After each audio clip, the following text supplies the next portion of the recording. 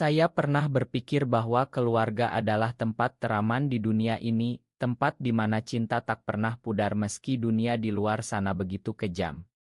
Tapi malam itu, segalanya berubah selamanya. Ayah saya, seorang pegawai negeri biasa di kota kecil Semarang, Jawa Tengah, menemukan surat-surat rahasia saya dengan teman sekolah. Surat-surat yang penuh dengan kata-kata cinta yang tak seharusnya ada menurutnya.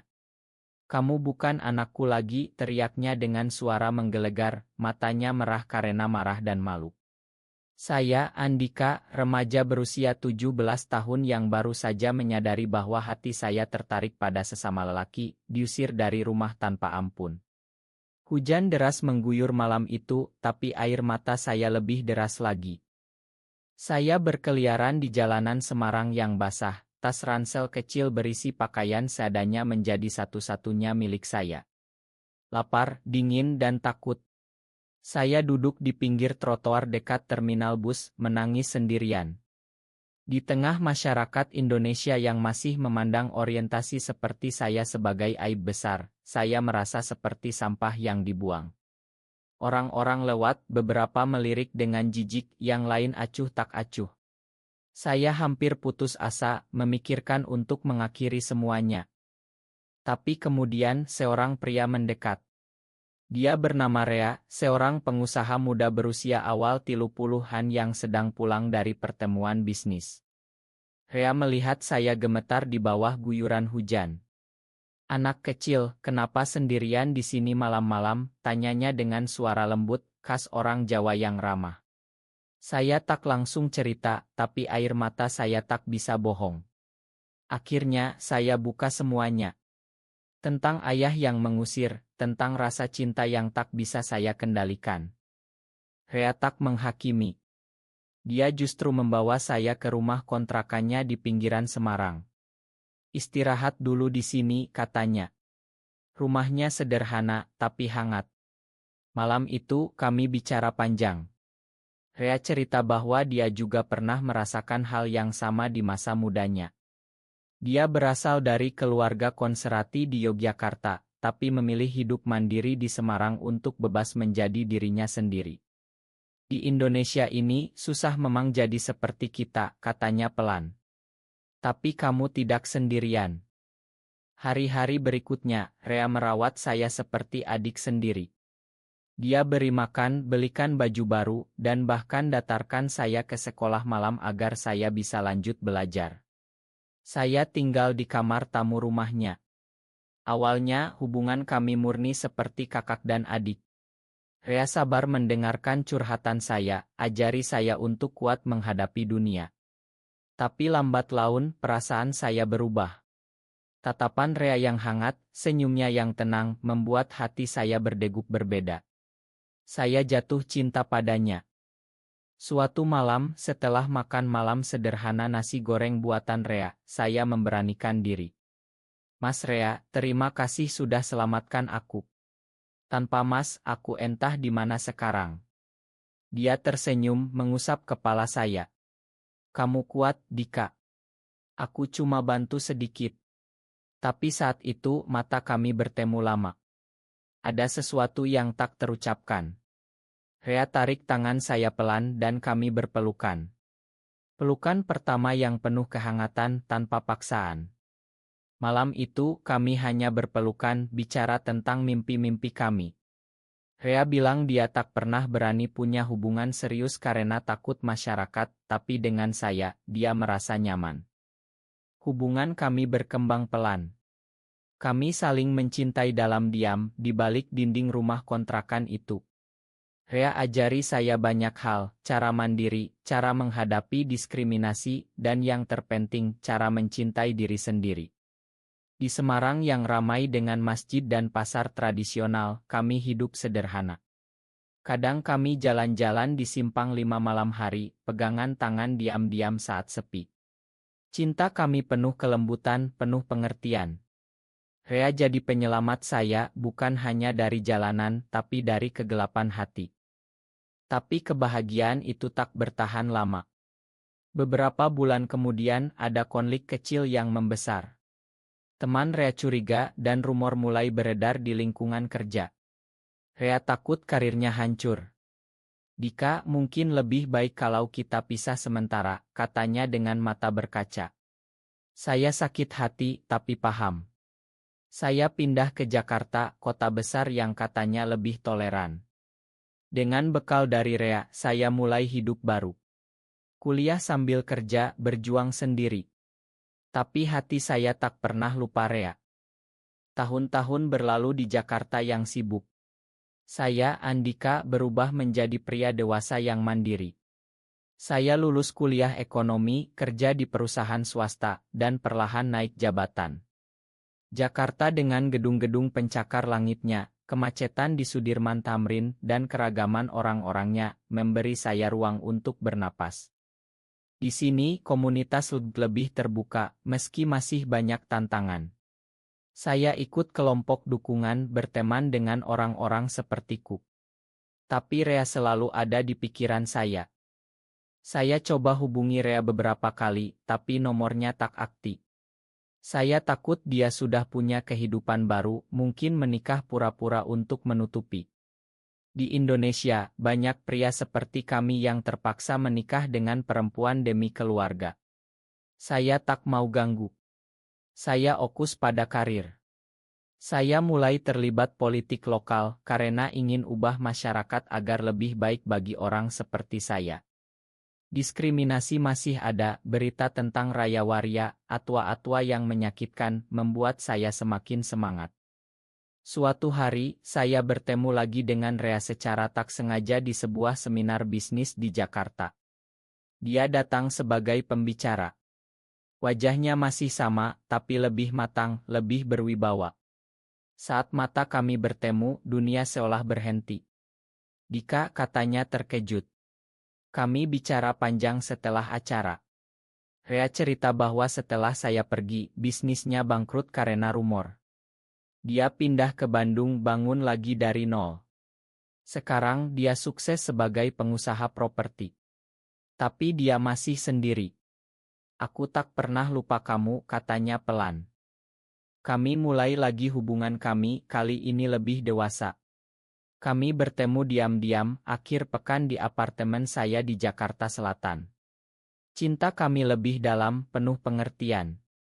Rea dukung saya saat saya mulai aktif di LSM Advokasi Hak. Kami bicara tentang mimpi, ingin masyarakat Indonesia lebih menerima, ingin bisa hidup bebas tanpa takut. Tapi ada konflik lagi.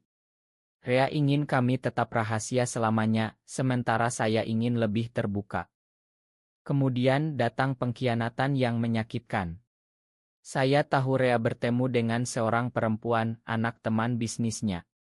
Ini cuma untuk tampilan, Dika. Demi bisnis, katanya. Tapi saya sakit hati. Kami bertengkar hebat. Aku tak mau jadi rahasia selamanya, Mas, teriak saya. Rea bilang dia takut kehilangan segalanya seperti dulu. Kami pisah lagi, kali ini lebih pahit. Saya tenggelam dalam pekerjaan dan aktivisme. Saya naik jadi manajer, lalu masuk politik. Saya maju sebagai calon anggota dewan di Semarang, kota asal saya. Kampanye saya fokus pada inklusi, hak minoritas, meski tak secara terbuka bilang tentang orientasi saya. Saya menang jadi wakil rakyat. Di sana saya perjuangkan undang-undang anti-diskriminasi. Tapi hati saya kosong tanpa Rea. Bertahun-tahun kemudian saya kembali ke Semarang sebagai politisi sukses. Saya dengar Rea juga kembali ke kota itu, bisnisnya makin besar. Kami tak pernah bertemu lagi. Saya fokus pada karir, maju jadi calon wali kota Semarang. Kampanye saya penuh semangat, janji pembangunan inklusi, pendidikan toleransi, dukungan bagi kaum marginal. Lawan-lawan saya serang dengan rumor lama tentang orientasi saya, tapi masyarakat mulai berubah. Generasi muda dukung saya. Di tengah kampanye ada kejadian dramatis. Ayah saya yang dulu mengusir, sakit parah. Ibu hubungi saya. Saya pulang ke rumah lama. Ayah diranjang, lemah. Makan ayah, nak, katanya dengan suara pelan. Pengampunan itu menyembuhkan luka lama. Saya menang pemilihan jadi wali kota Semarang termuda. Menjadi wali kota Semarang adalah mimpi yang tak pernah saya bayangkan saat diusir dulu. Kota ini dengan Lawang Sewu yang bersejarah, kota lama yang indah, dan sungai-sungai yang mengalir, jadi tanggung jawab saya.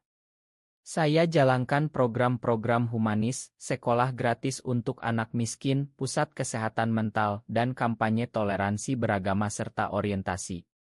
Meski ada protes dari kelompok konservatif, dukungan masyarakat besar. Suatu hari, di acara pembukaan Taman Kota Baru, saya melihatnya lagi, Rea. Dia datang sebagai donatur. Wajahnya lebih tua, tapi senyumnya sama. Kami bicara setelah acara. "Selamat, Dika. Kamu berhasil," katanya bangga. Saya ajak dia ke kantor wali kota. Di sana, kami buka masa lalu. Rea cerita bahwa setelah pisah, dia menyesal. Dia coba menikah dengan perempuan itu, tapi gagal.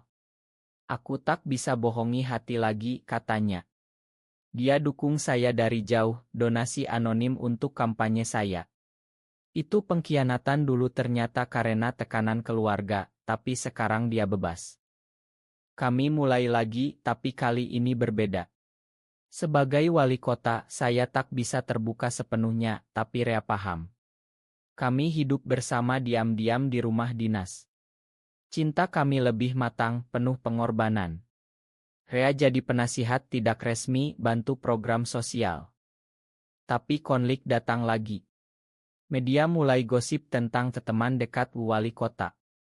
Ada ancaman dari kelompok radikal. Saya hampir mundur, tapi Rea tegaskan, "Kita hadapi bersama. Ini untuk generasi muda seperti kamu dulu. Kami perjuangkan bersama." Saya adakan dialog nasional tentang hak di Semarang, undang tokoh agama moderat. Perlahan perubahan terjadi. Ayah saya sebelum meninggal beri restu. "Ayah bangga padamu, nak. Hidup sebagai wali kota dengan rahasia besar bukan mudah. Setiap hari, saya hadapi tekanan. Ada demo kecil di depan balai kota, spanduk bertuliskan ayat-ayat yang ditafsirkan sempit. Tapi saya tak mundur. Saya ingat malam hujan itu saat Rea selamatkan saya. Cinta itu yang buat saya kuat. Rea selalu di sisi saya. Malam hari, saat kota tidur, kami duduk di balkon rumah dinas, lihat lampu-lampu Semarang. "Kamu ubah kota ini, Dika," katanya. Kami bicara tentang masa depan, mungkin suatu hari Indonesia lebih terbuka, seperti di Bali yang lebih toleran. Ada momen gai cengeng tinggi saat saya sakit karena stres. Rea rawat saya, tak tidur malam. "Aku tak akan tinggalkan kamu lagi," janjinya. Air mata saya jatuh.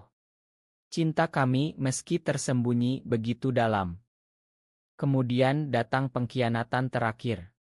Seorang staf dekat saya yang tahu rahasia, bocorkan ke media demi uang. Berita meledak, wali kota Semarang diduga gai. Kota gempar. Keluarga Rea marah, bisnisnya terancam.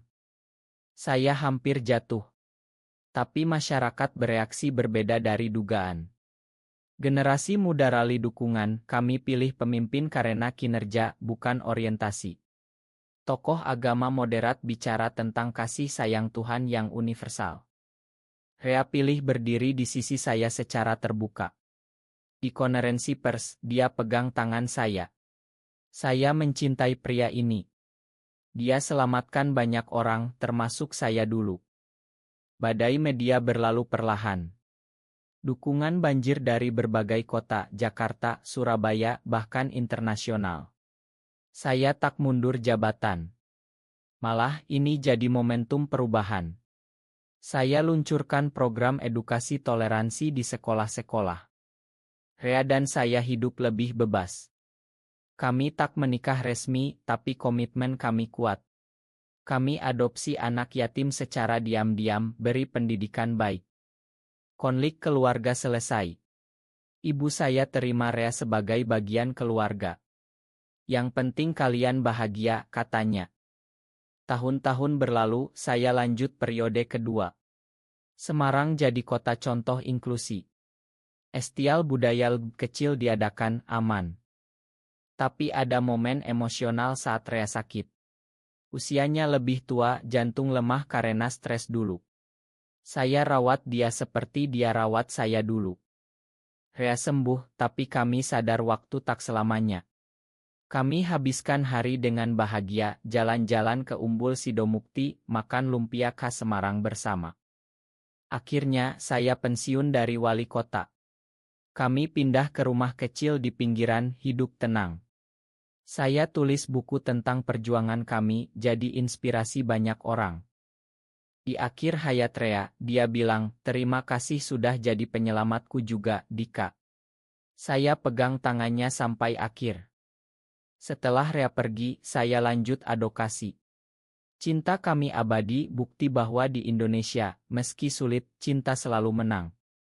Kisah ini ajarkan pengampunan, penerimaan, dan kasih sayang adalah kunci. Saya pernah diusir, tapi kini, saya selamatkan banyak anak seperti saya dulu.